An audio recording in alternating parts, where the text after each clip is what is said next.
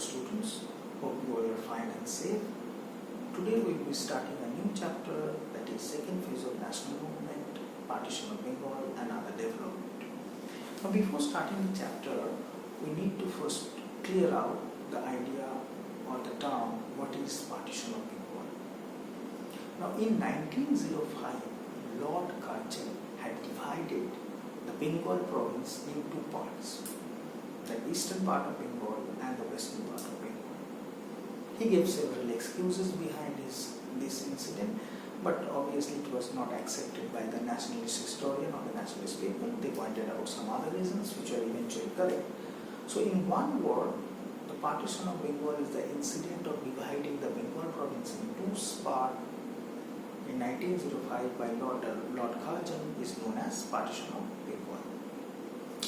Now Curzon and British authority gave two prominent reasons behind their division of Bengal or partition of Bengal.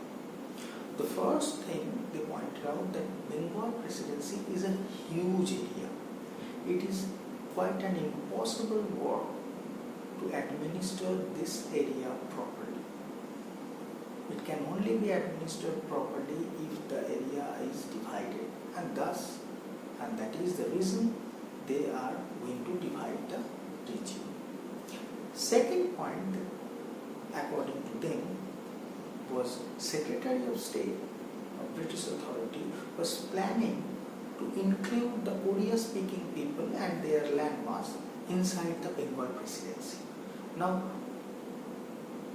since already the Bengal presidency was such a big area, it will be impossible to include the Oriya speaking people inside it and provide good administration.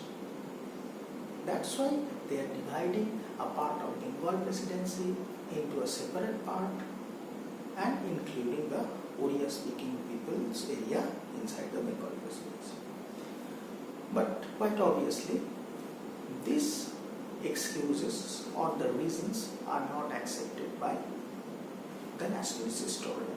They rather pointed out three prominent reasons behind this partition.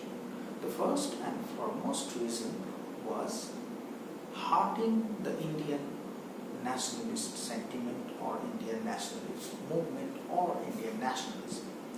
Now at that point of time, Bengal was not only the capital of India but the main center of Indian nationalism. It was Bengal who provided numbers of front-running leaders or the founder figures of Congress.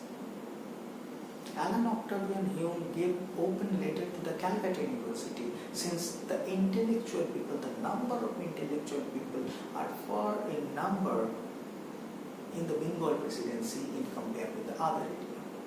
So if somehow Britain or the British authority would hurt this nationalism, then it will be easier for them to rule India. They started planning from very long back that how they can restrict this nationalism, how they can keep busy these Indian people, intellectual people in some other subject, instead of protesting against the British, demanding something to the British, keep them busy in some other thing. For them, it was easier to listen the appeal of joining the two provinces of Bengal rather than the economic demand, the constitutional demand, the administrative demand, which we have thoroughly studied in the previous chapters. The second prominent reasons the nationalist historian or the nationalist people had pointed out was the divide and rule policy. The British had very minutely pointed out and very correctly pointed out that the strength of Indian nationalism or the Bengal nationalism, which led the Indian nationalism at that point of time, was the brotherhood and the religious unity. So they realized that until and unless I am hurting this religious unity, I am not breaking this religious unity, I or we, that the British authority, will not be able to rule India properly without any That means if we want to rule India without any problem, without any strong protest, we have to divide the religious unity of the Indian people. That's why Karjan went into the eastern part of Bengal and washed the brain of the Muslim people by pointing out several reasons. One of the prior reasons was the lack of job in the British offices. The fact was that the British, when the Western education was introduced far back in the 19th century, the Muslims did not accept it. But the Hindus accepted it, and that's why they got the job. But the British propagated some other theory, and many others were there. Resulted what? They accepted the theories, or they accepted the proposals of division of Bengal. And eventually Karjan was successful, because in 1906 the Muslim people of Bengal came up with a political party in an aspiration of fulfilling their political demands, separated from Congress, that is Muslim League. So divide and rule was another intention behind the partition of Bengal.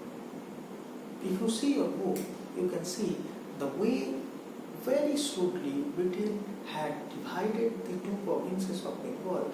In the eastern part of Bengal, it completely made the Muslim as majority. 18 million people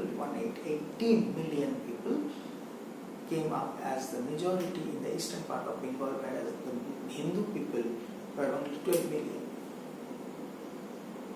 So the confront, the unity, the confront started, the unity had broken. It had broken down. Resulted what? It became easier for the British authority, for Karjan, to rule over not only Bengal but all over the India without any problem, without any major protest. And the third one is the looking down upon attitude towards the Indian of British as well as Lord Karjan. Not only Karjan, many of the officers had this kind of attitude towards the Indian. They thought Indian people are illiterate. They don't know anything. So it is complete waste of time to listen to their demands.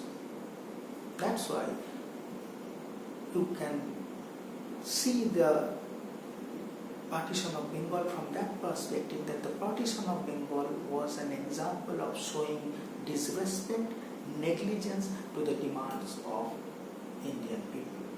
Just to show their superiority, just to show that since we are the ruler, we can do anything, they divided the Bengal. These are the major nationalist causes behind the partition of Bengal, and to some extent, eventually these are correct. In result of these causes, the anti-partition movement started. There were several procedures, there were several steps were there, but the two most prominent things that had came up were Swadeshi and boycott. From the name only you can understand Swadeshi, that means using indigenous products, and boycott, that means rejecting anything related to the British. Inside Swadeshi, building up our own school, colleges, offices, industries where Indian people can work, can study, can teach. On the other hand, in boycott, rejecting everything related to the British, picketing them, means igniting them in front road, the British clothes, British wine, British commodities like sugar. Indian women started throwing out the colorful bangles, which at that point of time it was made up of British factories. They started rejecting wearing the machine-made clothes. They again came back to their handmade, thick or the lesser soft quality clothes. This is how the Swadeshi and boycott came up as a response against the partition of Bengal. But there were several lacks in the procedure which led to the failure of this movement. Though in 1911, Bengal was again reunited, but that brotherhood, that unity did not come back. So from that perspective, it was a major win of the British authority, because the scratch mark remained very deep And from that point of time, in the course of Indian politics, Congress and Muslim League went in a separate way. From that failure, an agitation started taking place inside the young blood of Congress. They started believing in Purna Swaraj, not in dominion status. So, from these young bloods, a new wing of Congress started taking place. Those who are known as radicals, assertive, or extremists. In the next class, we will be discussing about them. Till then, stay safe, stay healthy, always wear mask, even when you are at home. Speak in English, converse in English with your parents, with your peers. It will not only help you to grow up your vocabulary, but also to build up a good future. God bless you.